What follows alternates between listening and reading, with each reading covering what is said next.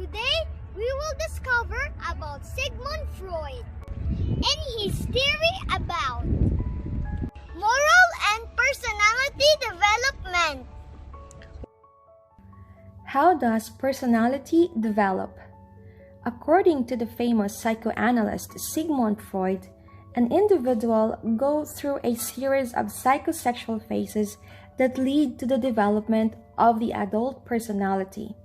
His theory describes how personality develops over the course of childhood. Freud's theory of psychosexual development claims that as we grow up, we pass through 5 critical phases. Freud suggests that the libido is a natural energy that fuels the mechanism of the mind. It focuses in the different erogenous zone at each phase. The phases are called oral, anal, phallic, latent, and genital. If our experiences during any of these phases was traumatic, we might develop fixations later in life, such as neuroses, dependencies, addictions, or depression. To understand the theory better, let's look at 3 friends who grew up differently in the same neighborhood. The oral phase, aged 0 to 1. In the first year of our lives, we discover the world through our oral senses. Our main pleasure comes from sucking our mother's breasts or a bottle. The conflict that occurs now is the weaning from our primary caregiver. James is weaned off his mother's breast without trauma. Carl's mother stops feeding him within 4 months of birth, which is too early. And Karen is often left alone crying when she is hungry. James becomes a healthy and independent adult. Carl suffers from trauma and develops an oral fixation. He tries to compensate for it by chewing gum all the time. And Karen spends her entire life looking for the oral stimulation she was denied as an infant, and therefore develops a manipulative and addictive personality. The anal phase, age 1 to 3. The primary focus of our libido at this age is the control of the bladder and bowel movements. We have to learn how to use the potty. James' parents praise his attempts to use the toilet and encourage him to learn at his own pace. Carl's parents force potty training on him too early and punish him for mistakes. Karen's parents neglect any effort at potty training entirely.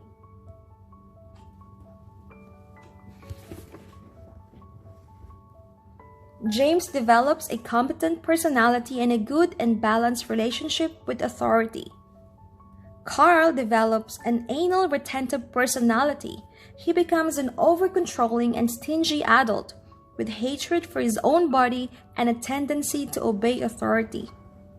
Karen develops an anal explosive personality. She becomes messy, disorganized, inconsiderate of other people's feelings, and rebellious against authority. Phallic phase, age 3 to 6. Our libido now turns to the genitals as we discover the differences between male and female gender.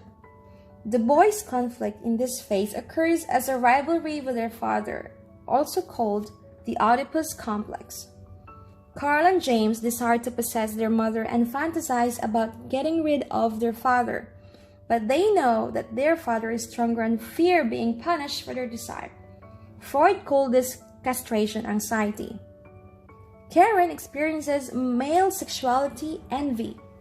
She believes that the male sexuality is the key to power and domination and also wants one. James' father was very present during that phase. Later, James resolves this conflict by identifying strongly with him. He learns to take on a male role. As an adult, he respects both gender. Carl, whose father was absent during that phase, fails to develop a strong sense of manhood.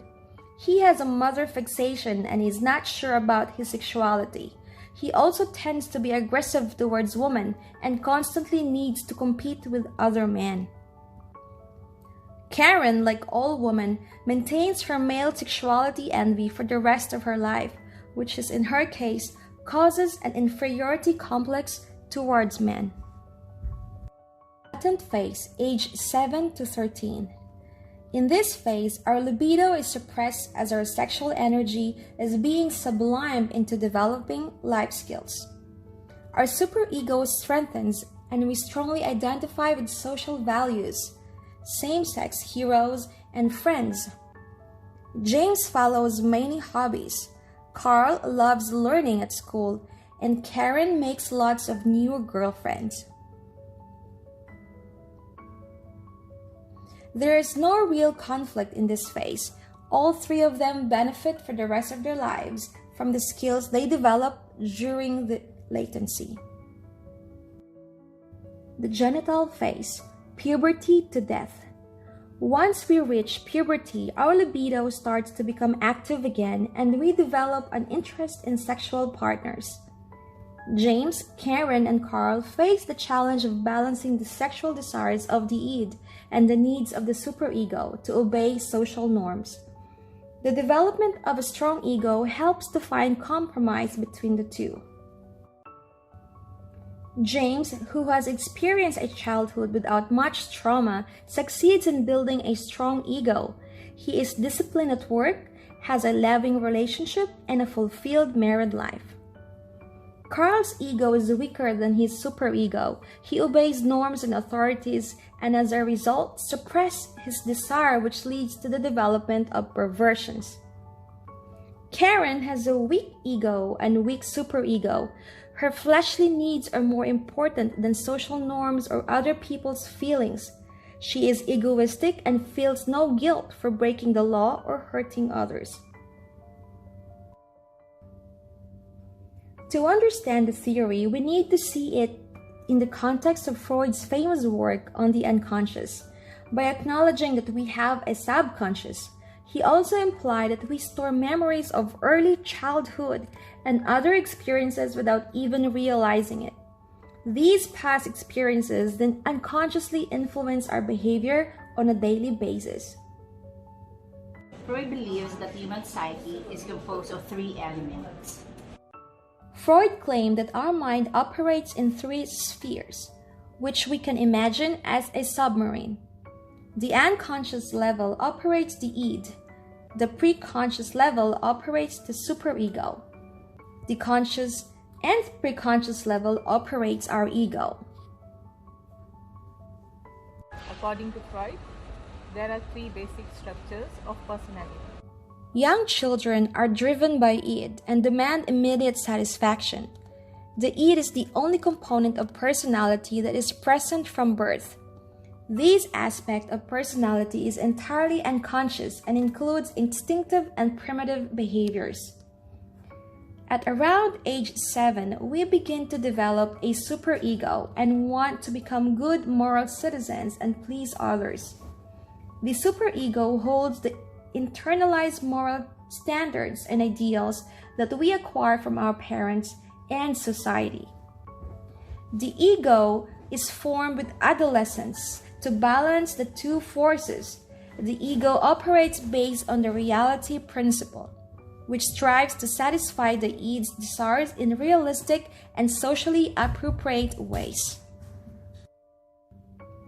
Sigmund Freud was an Austrian neurologist and the founder of psychoanalysis. Freud theorized that the unconscious would remember and store all our experiences. Later, they pop up from time to time through dreams and associative thoughts. By revealing traumatic memories and desires through conversation, we can free ourselves from our fixations and live a more healthy and fulfilled life. He recommended we should not strive to eliminate our complexes, but to get into accord with them. They are legitimately what directs our conducts in the world. What do you think about this theory and the practice of psychoanalysis? Is there some truth in it? Do we have unconscious? If so, Does it really store all our childhood experiences and influence our behaviors as adults?